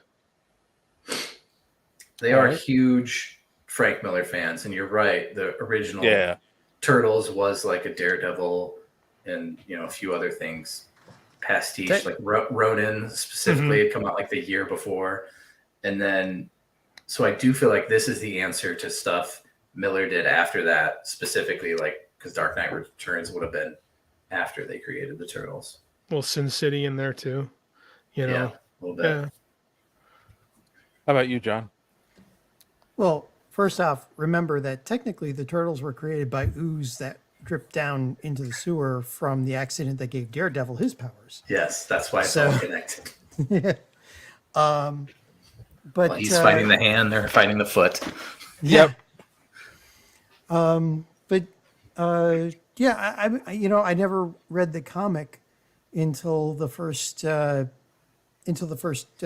series came out, and and then you had, unfortunately, just after I became aware of it and I think I picked up a comic or two, that was when the 80s happened to the Turtles, and you had the Turtles rapping with Vanilla Ice. That was the 90s, my friend. Yeah, the 90s. I'm sorry, I get my decades messed up. Yeah, so then it was the early 90s. But yeah, it was. I just, and when I worked for Funcoland, I remember the video games out. I don't remember what system at that point, but it just, and then there was the guest appearance on the Power Rangers. So yeah, the live action, Turtles Next and Power Rangers Mutation together. Yeah. So I mean, this book though, it's not for me. But that said, like, I'm always aware of the fact that there are certain things that I look for in books, and gritty bad endings of beloved characters is not the uplift I need in my life right now. But it was very well written, I think, and I like the after credits scene too. So, right, which is the setup for the sequel, which we talked about last week. Right. I don't know. I liked it. I think I'm with you guys with the end of the book. It's not, I think the ending fits with the story they're telling. This being the last showdown between the two clans and all that stuff. There was, I don't think there was any other way that it could end. And that's the sad part, yeah. And it's funny, like, because going back to my cousin showing me those original books and like I didn't think about it at the time, but as I got older, I'm like, it's such a funny, fascinating concept. Take something that's ridiculous, Teenage Mutant Ninja Turtles, these mutated turtles. It's a ridiculous concept, but put them in a serious title story, and they're actually killing bad guys, and they're really ninjas and they're really fighting and all this stuff. Like it's absurd. It's absurdist humor, and I think that's why I was drawn to them. And then they got mutated. How many times has this franchise been rebooted? Seriously, 7 or 8 every decade, really. Easily. Yeah, like every decade they've been rebooted in some way, some fashion. So when you pick this up, because I haven't revisited the comics since I read some of those original issues, it's like,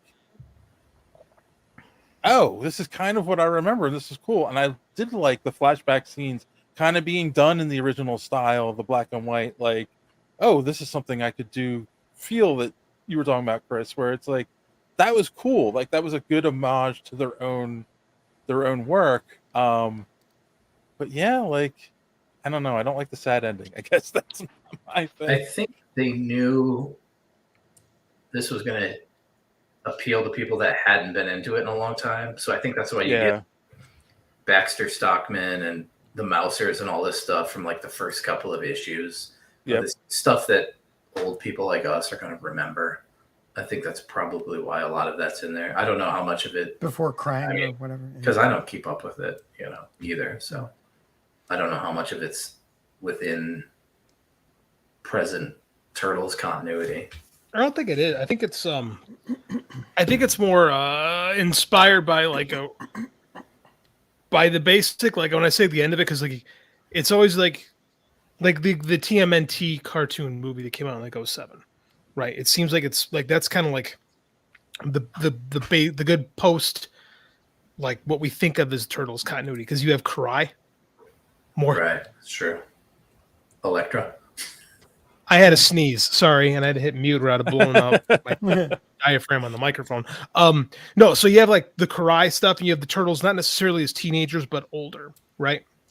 Like your early 20s Ninja Turtles. So this seems to like kind of spread out from that point, like a generous look at like what we would consider the end of like the youth of the Turtles, right? Right. And it grows from there. Not what we would think of as like because like when they start with the Turtles, you always get Turtles are here, they're kids, Shredder, Splinter, all that stuff. This seems to it eschews all that and is like your post-apocalyptic Turtles, even though it's not really an apocalypse. It's more like a just shitty world Turtles, you know. Which made me wonder why it doesn't just take place now. Like, why do the post-apocalyptic thing? Well, we're rapidly going towards that. I mean, they know, talk about global warming, and I just don't know if there's enough of it that it seems that way. Does that make sense? No, it does, because I wasn't sure if it's supposed to be post-apocalypse or if it's just like, man, the future kind of sucks, right? And there's a fine line between Mad Max and Blade Runner, you know, right? And this seems to lean more toward, but not like more toward Blade Runner than Mad Max. You know what I'm saying? Like, there's definite things that make you wonder: is something happen? But there's nothing like real concrete about. Yeah, there's no Akira moment. There is also an element or an aspect of this about inevitability, right? So. And was it Jim Butcher is going through this right now, because in his last book he killed off one of his main characters that was beloved, and the point of it wasn't to anger the fan base. The point of it was the character could not act in any other way than that which got them killed. Like, that was the character, and in this case, it really does showcase that the Turtles were brought up with this tradition and code of honor, right? But this tradition of we are at war with this other family, and we can't trust them, and we have to win this war. We have, it wasn't exactly revenge on their side, but then Shredder's side was always pulling a fast one and keeping the war going. And there was like, it's a very sad, story that Michelangelo, with that, the most fun one of them all, even he was trapped in this inevitable trek towards trying to finish this war, Yeah. He had no other choice. He literally had no other choice. It was all he knew. Kassan's saying it's really interesting to hear the pushback against the tragic ending. If creators avoid tragedy and the characters have plot armor that detaches from the stakes, detracts from the stakes. Yeah, and I'm the first person that gets really upset when you kill off a main character that's beloved and that sort of thing, and it has to be done right. But there are certain situations, J.K. Rowling, Jim Butcher with well, I won't spoil that one, or it's just it's just sometimes you write a character, and JD, you're a writer. Almost everybody's a writer except me here. So, sometimes you write a character and they have a will of their own, and there are some things that you cannot make them do without breaking their character, right? So, yeah. I don't know. It's there's a fine line when you're dealing with properties, right?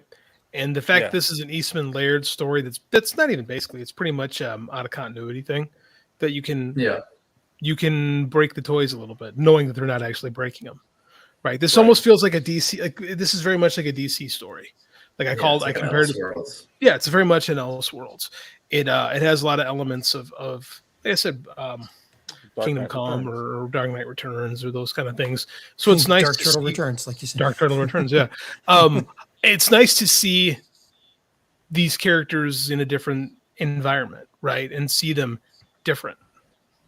Especially the Turtles, because there's so many interpretations of what they are, right? Almost since 1987, we've been dealt out different versions of the Ninja Turtles, and we've never had anything like this before. So it's pretty cool. In retrospect, I wish I liked it a little bit more than I do, but I love the concept. I thought it was a little too plotty. I agree.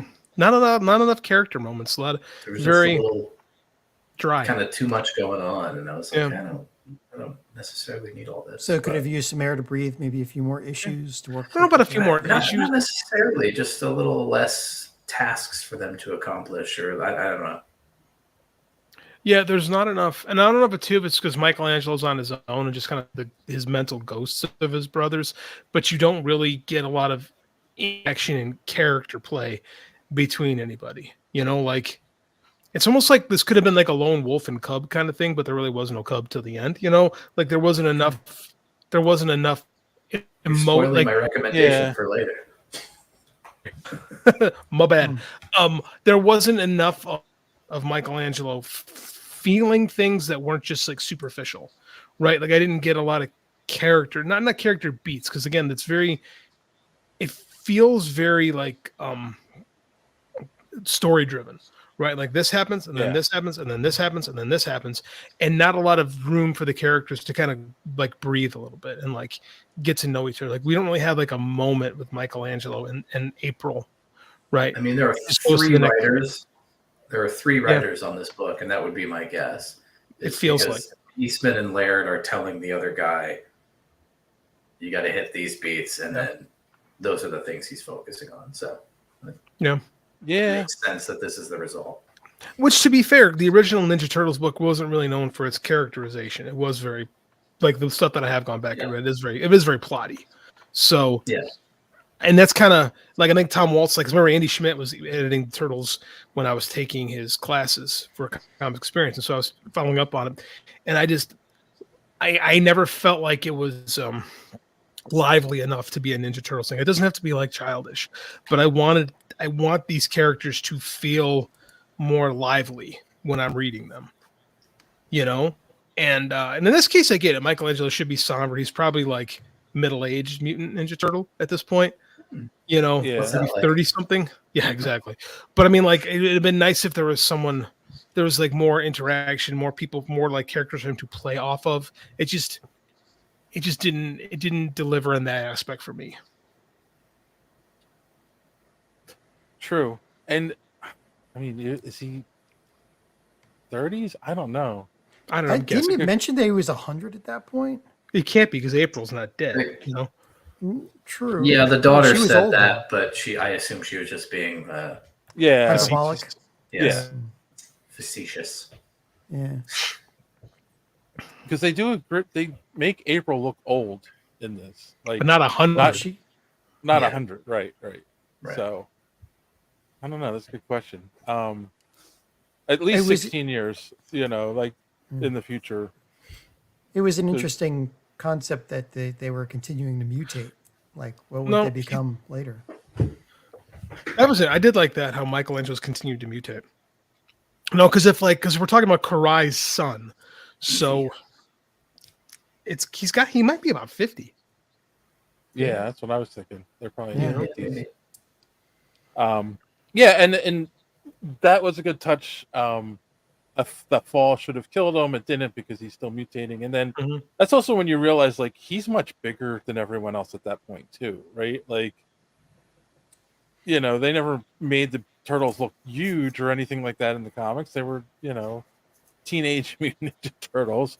But in this, it's like he's towering over everyone else at that point. If you look at the Force Ghosts, they look like younger versions. Like they look like versions of him that didn't take roids.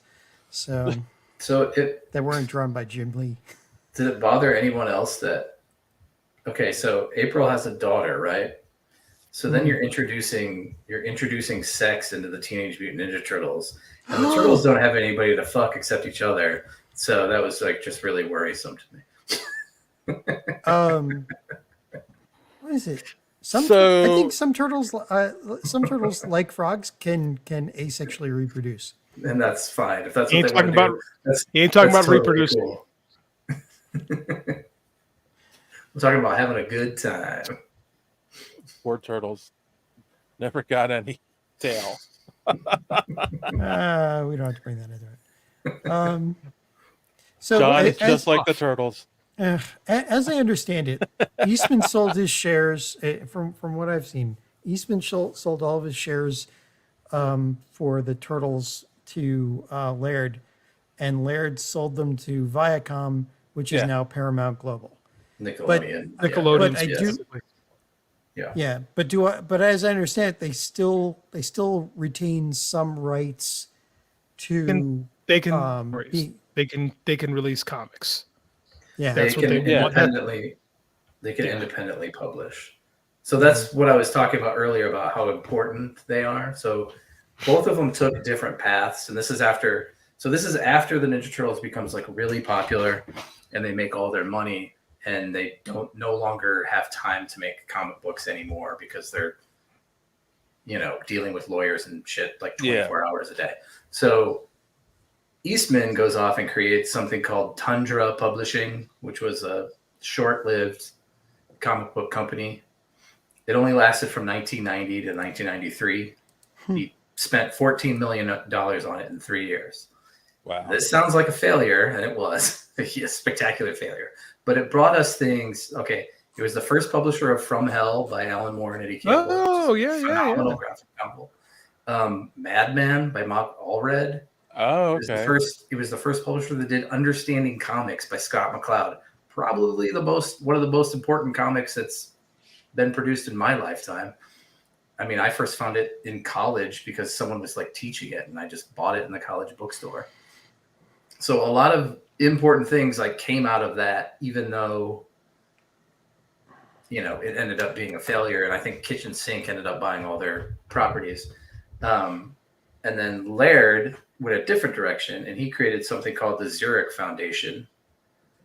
And part of that was the Zurich Grant, which gave money to independent cartoonists to help pay for printing and distribution of their books.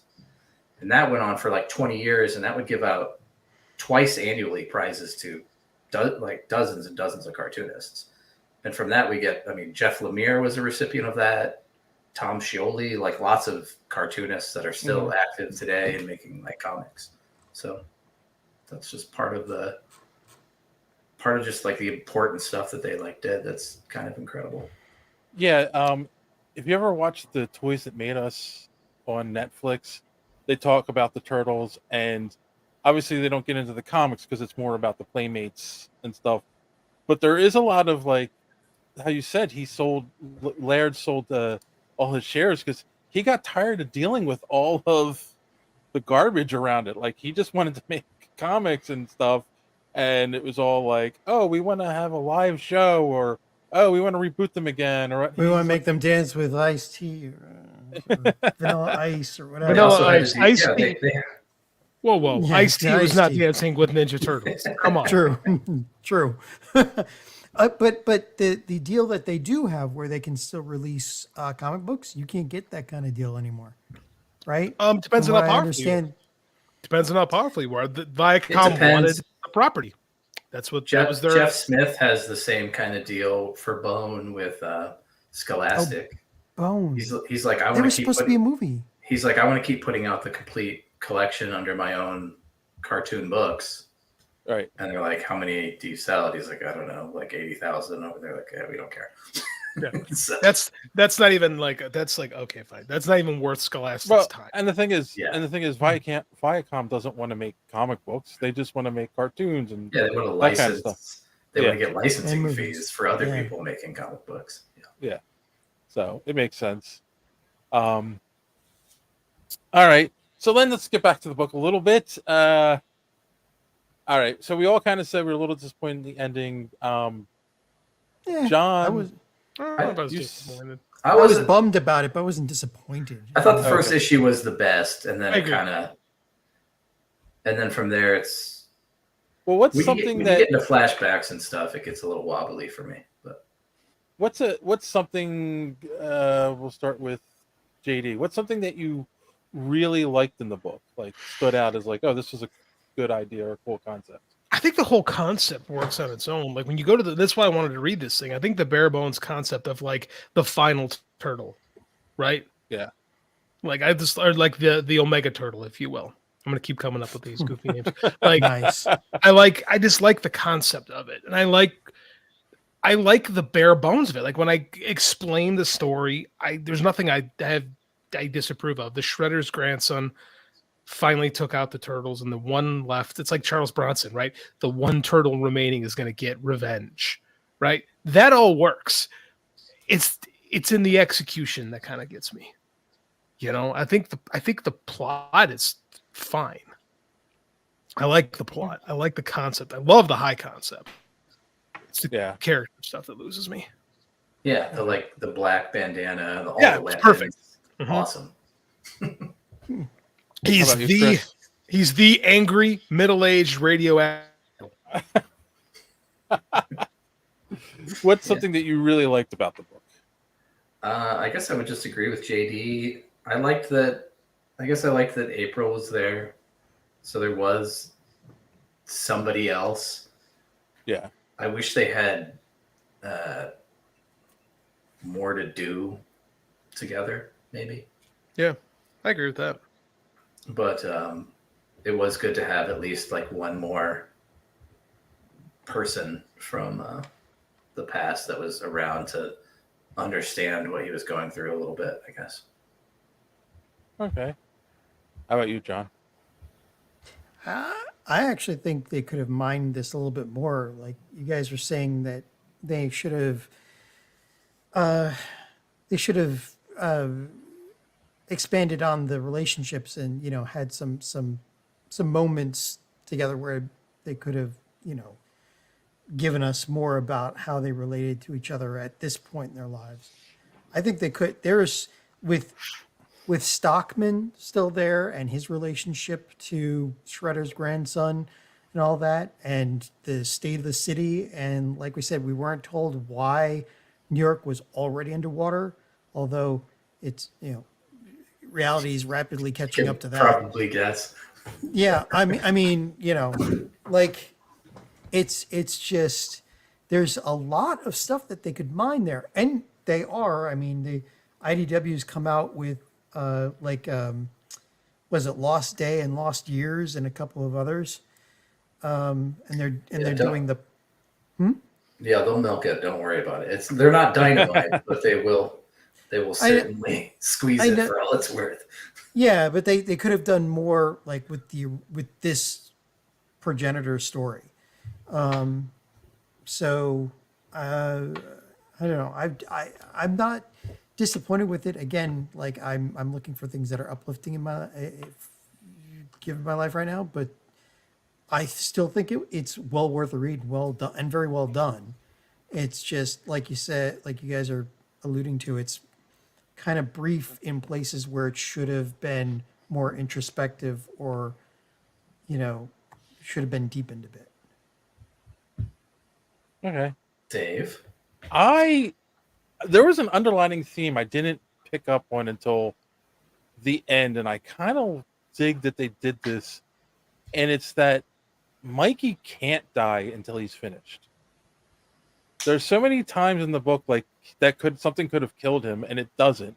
like falling, like the first issue, falling off that building, and he survives it, and then there's things in the flashbacks that like he should have died, and he survives them, and it's just like I feel like that was part of the story. Like he has a job to do, so even though everyone else is gone, he can't die until ending the fight is finished. And I thought that was a cool concept that's kind of hidden in the book.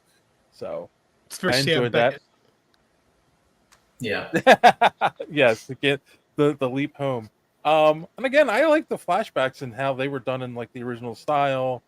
And I do too. I wish the lettering matched that more. Yeah, it was a little jarring, but that's, I don't know, just being nitpicky. I don't need to complain about it. I agree with you, Chris. Like the first issue first issue has a much different feel to the kind of story they're telling. Like he's on his own, and the ghost of his brothers is talking to him. And then once he gets found by April, the whole tone of the series changes. Mm-hmm. And I agree. Like that's one of the things it's a little jarring as well. That's something I kind of didn't like about the series. How about you? It's got a lot of samurai. It's got a lot of Samurai Jack to it, actually. Now that I think about it. Yeah, that makes sense. What was your least... Samurai Jack? He was always on his own. That was the problem. Yeah. So, but was it what was it? Gennady Tartak? Who did? Yeah. Yeah. Was it Gennady? It was Gennady Tartakovsky, right? Mm-hmm. Yeah, like he did it. He did that very, very well, in like basically experimenting with ways to provide exposition through sound and visuals instead of having somebody say something. So, like they could have done that a little bit more with this. But at some point he had to meet April. That was like, I feel like there's no way you could take that out as part of this story. So right, at some point the tone was going to change. I mean, because meeting April and then her daughter is going to bring you a little bit of hope, right? And that's going to change the place that he was in when he, was breaking into the city, figuring I'm going to die very, very soon, Right, because he also, this is a death wish. This is a suicide mission. He knows it's going in. It's not a wish. He has to do it. That's the way he was basically programmed. Right. From basically when he was a turtle before he tomato. Yeah, it's like I said, it's the Charles Bronson thing. I'm gonna go do this, even though he made like 5 of them. That was the idea. I was gonna one last thing that I have to do before it's my time. Yeah, but I mean, and that's the thing too, because once other characters start getting involved, the brothers get pushed back. Like it becomes a much more minor thing in the book than them talking to him throughout the book. I kind of wish we never saw them and it was just their dialogue. Yeah, behind it, because I liked that effect, and I kind of wish they had stuck to that. I realize that's probably difficult to make that look interesting for however many pages this is, but that would have been neat. No. So, yeah. I mean, they could have, but I think the way he was pushing it was that at the end he was rejoining them, and he wanted that visual, and he was setting that visual up through the whole Well, yeah, that's what I mean. I feel like it would have had more impact if you don't see them until that moment. I agree with that. That makes sense. Yeah. How does April know it's Mikey? She recognizes him. Probably just recognizes him. Voice. If you know twins, you know which one's which. Okay. Are you saying all turtles look the same, Dave? Yes. Oh. Yes, I am. I'm a turtleist. Filthy mutants. That is why they all had different colored bandanas when they became a cartoon, so that you could tell them apart. Well, and every iteration since then has tried to vary them up a little bit. That's true. Give one of them glasses, and one of them, Raphael's typically bigger. right? Donatello's Yeah. typically leaner. Yep.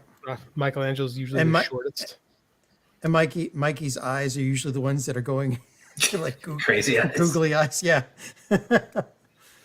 So Has pizza hanging out of his mouth. Speaking about the differences, I think one of with the the things drool that hanging kinda, off of that. one of the storytelling elements that kind of didn't work for me was Raph dies because he gets angry and goes off on his own, and that's like in a lot of stories that's always been his Achilles heel, right? His anger. Yes. And it like okay, so that's his undoing at the end. But they didn't do that for the other two. You know, like Leonardo has always been doubting himself as a leader, right? So they could have done something where he doubted himself, and then that's what got him killed. And then I'm not sure what you do for Donnie, but it's like, but they didn't do that, and I felt like, oh, that would have been more impactful. Their deaths would have been more impactful if they did that. You can try to pack too much meaning into everything, though, right? Because We're at war at that point. because Mikey's not fun loving in this at all. He's very dead serious. Well, And that's and you can. It's Mikey's story. It's Mikey's story. It's Right. not. It's not the story of the fall of the turtles. It's the story of Michelangelo. I picking get up it, the but I mean, from I'm what. just So saying. it's- I think it would have made it more impactful altogether. And that could have been the lesson he learned: is he's got to stay serious to be able to be successful. But he's not hesitant to stay serious. He's in depression. Yeah. Right? Yeah. Like he's miserable. Bummed He's not out. serious. Like he's suicidal. Like that's what this is. So it's not. It's really the story of a guy who's lost everything, including his own his own like most defining characteristic. Right. Yeah. It's remarkably depressing, in a lot of It ways. is. It is. actually. Yeah. And also, there's no pizza. So, yeah. Yeah. a lack of severe pizza in the book. pizza. Hmm. Big problem. Not even a deep dish. Kylo Shredder forbidden pizza in this world. Yeah, it was outlawed. Kylo Shredder. Kylo Shredder. That's brilliant. Yeah. Didn't see all the signs in the background with like pizzas and like no pizza. What did we think of I can't even think of the character's name. The main villain. I thought he was a little over the top by the end. That's fine. I mean, like, I do think he plays more caricature than character, but he's more of a force of nature than a character. So I was okay with it. Okay. Right. Karai is I always thought Karai is a more interesting character than Shredder, but I didn't feel like this from her son. Like, I don't know. Like I said, there's a lot of character stuff that I think the series kind of lacks. So Yeah. I wanted to I wanted more from him, but we just didn't get it. I like how he puts a blade through her face though at the end. That was kind of That was pretty cool. I can't argue that. Yeah. Yeah. I mean, since it's not continuity and it doesn't really matter. I wish somehow it could have been Shredder. Like, why not? I mean, how hard would that be to figure out? I don't know. Yeah, it is a comic book. Anything's possible, right? Yeah, exactly. Turtles in time. There you go. Different story, but sure. Yeah, just remember there is a turtle universe. Because A multiverse. there is a turtle multiverse because there's several of the cartoons, and I believe there was some. They have crossed over. They have crossed over. The Yeah. Turtles So Forever. multiverse, everyone drink. Yep. They actually were ahead of. They were doing the multiverse stuff in like 2008. I want to say. Yeah, before anybody. Yeah, it's way ahead of the curve. So that's the answer to everything. Yeah. Unfortunately, it Multiverse, has right. been the answer to everything. Sadly, yes. The answer to and detriment of everything. Because of and solution to. Yep. I mean, doesn't this potentially give you another turtle multiverse? Because you can say this is out of continuity, but you're going to now mine from the story things, and then I'm sure I'm sure that will happen at some point. Though, as I was searching stuff online about this, there is a Last Ronin action figure, and I want it. Of course. That sounds pretty cool. So, It was Oroko Hiroto, by the way. That was There it is. the main. oh, okay, yeah, Oroko. So, yeah, but again, it was very. He was just there wasn't a lot of character, and it was very over the top. And one last thing, like there is a lot of stuff in here that I mean, I know this was written for people that knew the history, but like they could have added a few more issues, dived into some of the relationships, and explained a few things like Honeycutt. His one action in this is hey, let's blow this shit up, and that was it. Like, I feel that was a little clunky. They introduced him just to use him like immediately, which they probably should have introduced him like a little sooner. Yeah. Yeah, I agree with that, but at the same time, like, look at The Dark Knight Returns. They don't explain everything, about the past of Batman. You just kind of like. Sometimes I think you get buried in a story when you try to do too much backstory. Sometimes people fall in love with these intricate backstories, and all we really need is like some plot, some basic points, right? And then you just move on from there, because we're far more interested. Your story should be about your story, not what happened before your story. I would actually, as much as I liked the artwork of the flashbacks, I would like to see like a closer Dark Knight Returns take on this, where there are no flashbacks and you're just dropped in. Let's go see what happens. Yeah, I agree. Yeah, that's one of the things I was going to say. A preference for me. If you cut the flashbacks out of this, it's actually probably 3 issues at most, and it's a lot of flashbacks. Yeah, you can tighten the story up a little bit more, and this probably could have been a more interesting 4-issue arc, and then got rid of the flashbacks. Right, or the opposite of what you think, Sean. But it's also because, as a fan of the source material, it's kind of like if you're going to say, oh, the other 3 died, I want to see how they died, but do you really need it for the story now? Part of me wonders if the mistake of this wasn't doing it as a mini-series and not just doing a series. Oh, yeah, like an ongoing. Yeah, just let the story kind of go and let it kind of end where it ends. Because stuff it's weird. I feel like we have so much plot forced in because they have so many ideas and nothing has the room to breathe.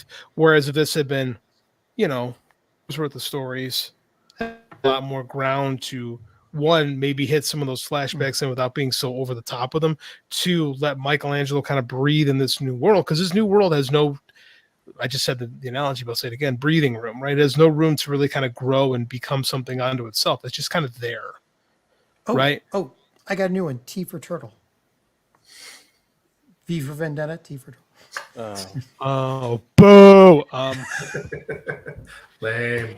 I think that I think they kind of no. You're right, because I think you're right, because they kind of like said, here's our beginning, here's kind of what we want in the middle, here's the end we want. Mm-hmm. And then they just plotted the story based on that instead of letting it be organic. Yeah. They did straight lines instead of, right? Mm-hmm. I don't disagree, but I doubt we'd be talking about it if that was the case. No, I mean, let's look at it this way, though. But I mean, if you weren't trying to get from A to B to C and just kind of let A go to B and then you had more room in between, maybe you get a better 5-issue arc, right? And then you can let it keep continuing. That might be true. I'm speculating, but it's just a thought that I have. Yeah. It just seems like they try to. It just seems like they try to shoehorn so much in. Well, I mean, they're going to have another hit at that. But that's the thing is now we have another story anyway. So you kind of got there, and it's kind of like, oh, maybe we didn't need all that, Yeah, that's true. Well, it doesn't include the original Turtles, though. They're dead. So. But I mean, I don't need the. I mean, I think the idea of you never know. I think the idea of this could have been like giving Michelangelo a chance to be this new version of himself in this world with some breathing room. I think could have worked. Yeah. All right. I think when the conversation gets to the point where John's trying to create puns, time to go. Time to wrap it up. So let's just go around real quick. Final thoughts, and do you recommend the book? Yes or no? Chris, you can go first. Yeah, sure. Go ahead, read it. Why not? Especially if you haven't checked it out in a while. No. All right. If you used to like turtles and you just, it's always there. Go for it. JD. It's not a bad book by any stretch of the imagination. It's good. It's pretty solid. Like, I would give it a read because maybe you'll find something of it that you liked. I mean, I would love to see this adapted, right? Because I would love to see another creative put their spin on it and see if they can. And that'd be like a second draft. Yeah, I think this could have used. I think that's a great way to put it. I think this could have used another draft. But I think the concepts that are broached are interesting enough that they're worth an investigation. All right. And John? 2 shots in 45 minutes. It's well worth a read. But 2 shots and have 45 minutes set aside for it. You took 2 shots when you No, drank? no, I was on the road. 3 shots. Oh, okay. No, I read this while you were driving? What? I Wait, read he was this drinking, reading this, and driving at all the the way. same time. Seems like you like to Oh live my dangerously, God. sir. Superhero speak does not condone the actions. Where did we go off the track with this? I don't know. I was in Washington D.C. at Otakon, and I went to the bar to read it before one of the more cultured panels at midnight. Yeah, Comic Convention is the only place you could find a bunch of people reading in a bar, and it would be normal.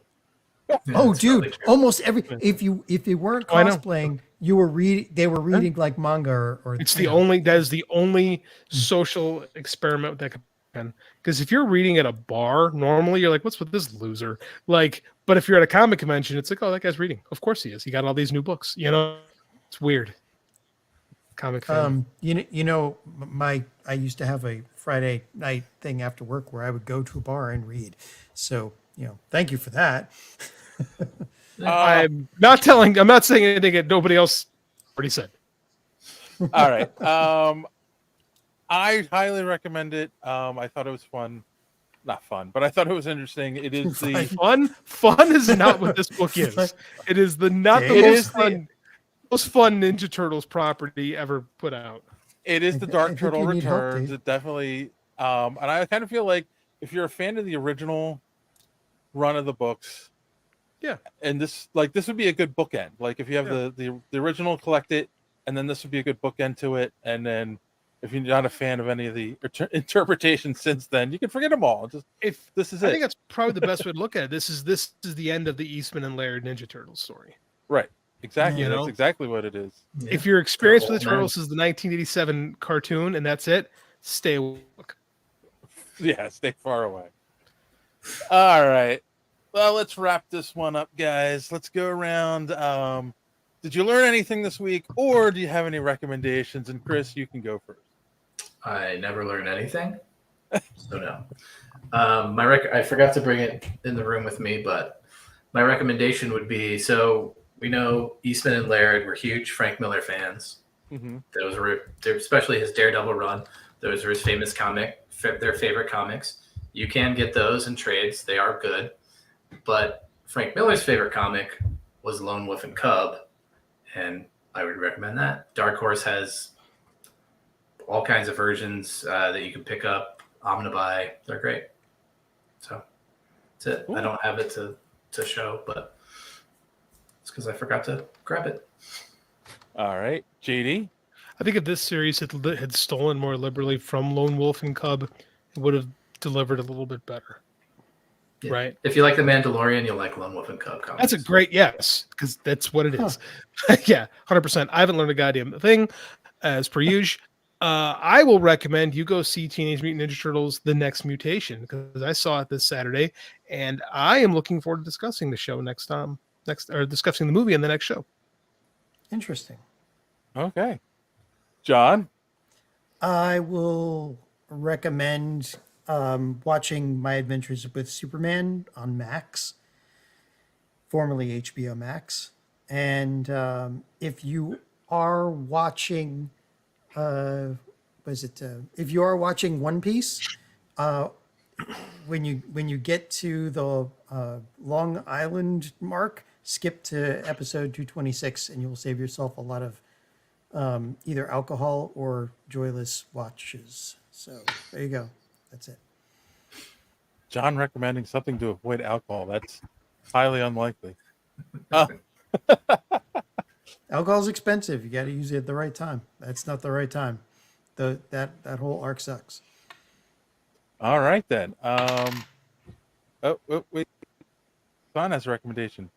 Check out the Castlevania trailer. It looks fantastic. Oh yeah, boy! It's you want blood. You want yeah. That stuff is nearly NC-17, man. You be careful with those. A really good series, man. But whoa. I learned that John is multi-talented because he can read, drink, and drive all at the same time and not get arrested driving from Washington, D.C. to Pennsylvania. Kill anybody. He's a hero to us all. Hold on. I haven't watched the news yet. We don't know. Hero and villain, sir. I also recommend that if you're watching right now, hit that subscribe button. Click that bell for the notifications, and you won't miss when we go live every Sunday night. Talk about crazy things like The Last Ronin. And what's the movie called again? Mutant Mayhem. Teenage Mutant, that's my real recommendation, Teenage Mutant Ninja Turtles, Mutant Mayhem, because we will be talking about that next week here on the podcast. I forgot. Go to superheroespeak.com where you can find links to all our social media at the top of the page, the podcast every week, comic book reviews by our good friend Chris, and so much more. And there we go. That's it. I'm done. On that note, boys and girls, as always, thanks for watching, and don't let your cape go out the door.